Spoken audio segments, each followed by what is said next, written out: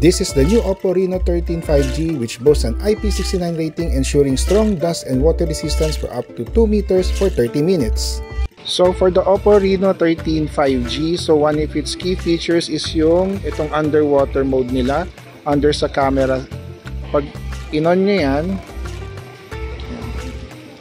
so you can now shoot underwater. So pwede mag-take ng photo, record video. Yan. Then sa baba, syempre i-off na natin siya, no? Si Sir Earl. Ayan. So, lulublob natin, ha? Lulublob daw niya.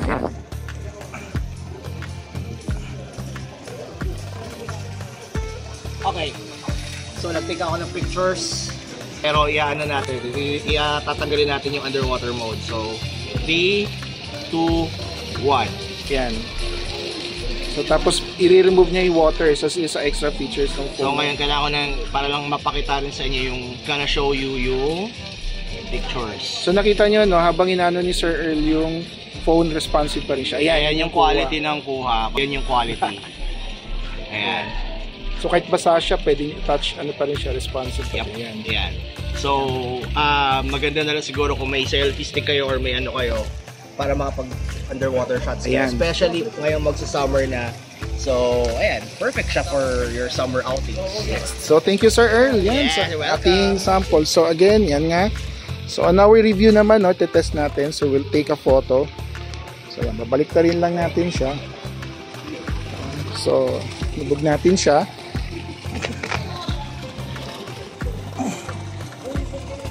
Yan. So, nakikita nyo, take ng photo, no? Yan. Then we take it out of sa pool. Yan. So already we have 5 photos taken, no? So para i-turn off siya, yan. So meron turn off screen. So long press mo lang siya. Yan. Katulad ng pinakita ni Sir. 3, 2, 1 and yan, magdi-disperse ng water. Then we'll check yung sample. So yan yung mga kuha. So far kung titignan nyo, no, malinaw naman yung kuha talaga niya sa loob, no? So aside from photos, pwede rin nga siyang video.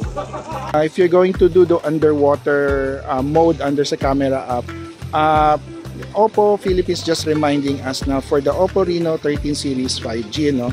So itong phone na to is able to capture photos, record videos up to 2 meters and at least up to 30 minutes lang siya. And isa pa is kailangan fresh water. So we advise na wag nyo gamitin to sa mga beach, gano'n. So hindi rin siya maganda. So mangyayari baka ma-void din yung warranty nyo, no? This is the new Oppo Reno 13 5G.